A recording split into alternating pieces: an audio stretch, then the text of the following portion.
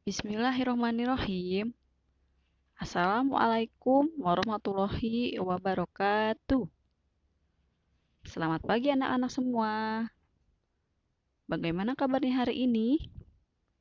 Ibu doakan mudah-mudahan anak-anak semuanya diberikan kesehatan dan harus tetap semangat ya belajar di rumahnya.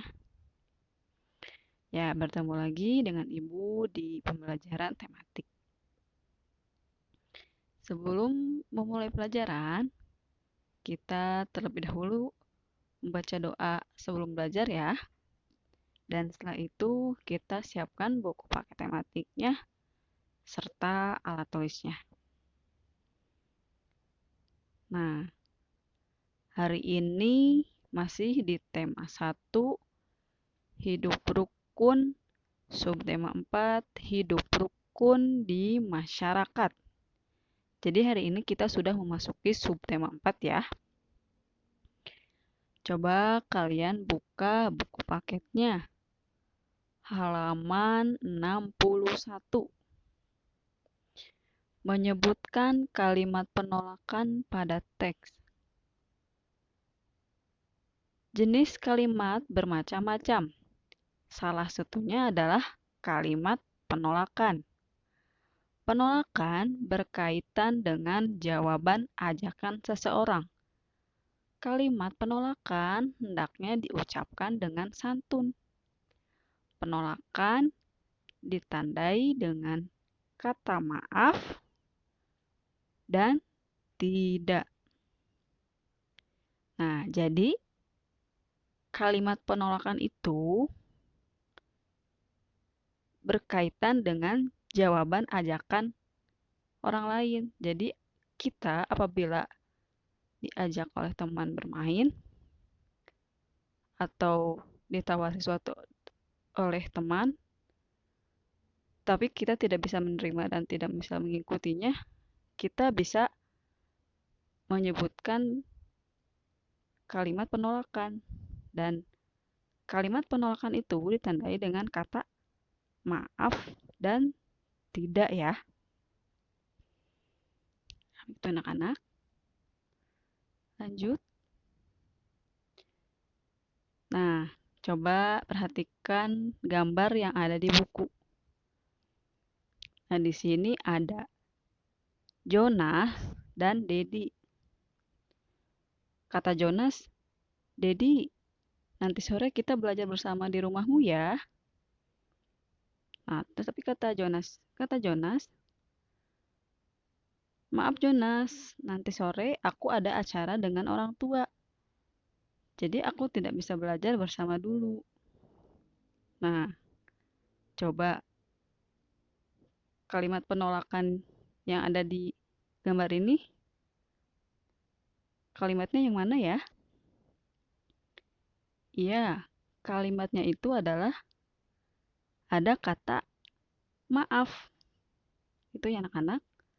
Tadi kan kata atau kalimat penolakan itu ditandai dengan kata maaf dan tidak. Itu ya anak-anak. Terus kata Made, baiklah, tidak apa-apa Dedi. Gitu ya. Nah, berarti Dedi ini menolak ajakan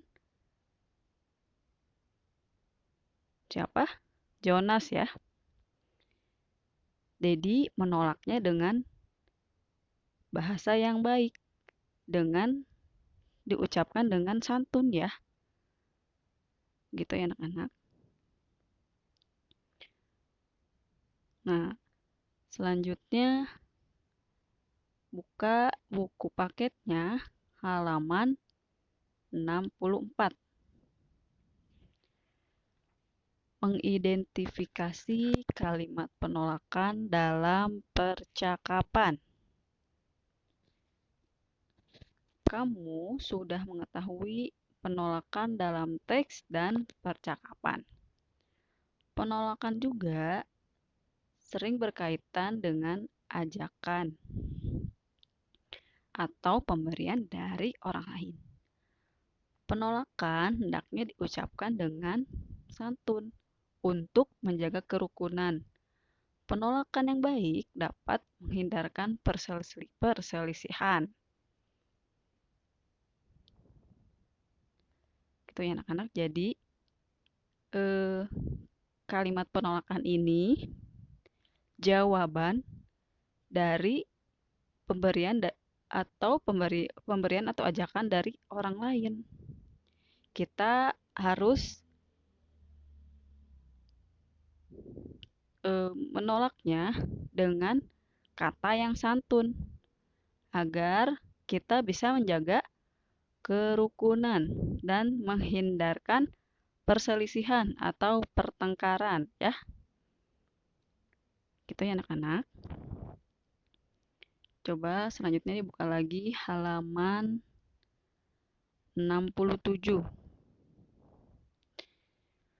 Penolakan berkaitan dengan ajakan atau pemberian dari orang lain. Penolakan hendaknya diucapkan dengan santun untuk menjaga kerukunan. Penolakan yang baik dapat menghindarkan perselisihan. Gitu ya anak-anak. Nah, coba di sini ada percakapan lagi ya antara Jonas dan Dedi lagi. Nih, kata Jonas, "Ayo bermain bola di lapangan." Tapi kata Dedi, "Maaf Dedi, aku harus segera pulang karena ada tugas rumah yang harus kuselesaikan." Coba, kalimat penolakannya yang mana ya? Ya, kalimat penolakannya yaitu yang ini. "Maaf Dedi, aku harus segera pulang karena ada tugas rumah yang harus selesaikan." Nah, jadi Jonas ini menolak ajakan dari siapa? Dedi ya. Dedi mengajak Jonas untuk bermain bola di lapangan. Tetapi Jonas tidak bisa karena Jonas harus menyelesaikan tugas yang ada di rumah. Itu ya anak-anak. Jadi Jonas ini menolaknya dengan bahasa yang baik dan santun.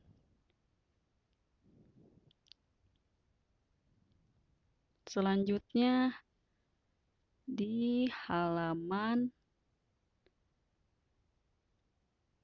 70 sampai 71 ya anak-anak, dibuka lagi.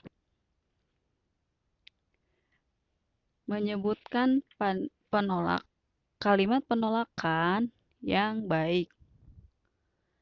Hidup rukun di masyarakat berarti saling menghormati dan menghargai orang lain.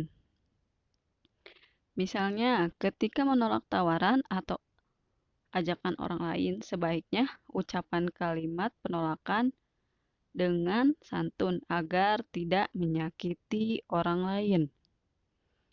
Nah, coba kalian perhatikan percakapan yang ada di buku. Ada seorang ibu dan ada seorang bapak. Kata seorang ibu menawarkan sesuatu kepada bapak. "Silahkan, kuenya dicicipi," kata ibunya. Kata bapaknya, "Terima kasih Bu, saya masih kenyang."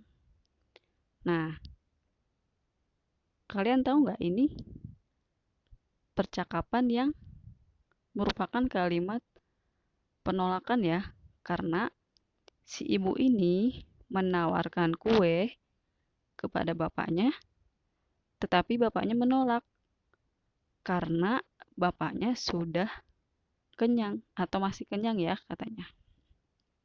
Nah, jadi si bapaknya ini menolak dengan kalimat atau kata yang santun ya, dengan kalimat yang baik supaya si bapaknya ini tidak menyakiti ibunya karena sudah menolak pemberian kue dari ibunya ya.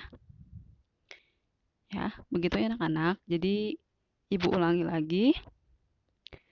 Kalimat penolakan itu ditandai dengan kata maaf dan tidak. Jadi dua itu saja yang menjadi ciri dari kalimat penolakan. Maaf dan tidak. Gitu ya anak-anak. Jadi di hari ini kita belajar di subtema 4 hidup rukun di masyarakat, muatan bahasa Indonesia tentang kalimat penolakan. Ya. Mungkin cukup sekian dari Ibu.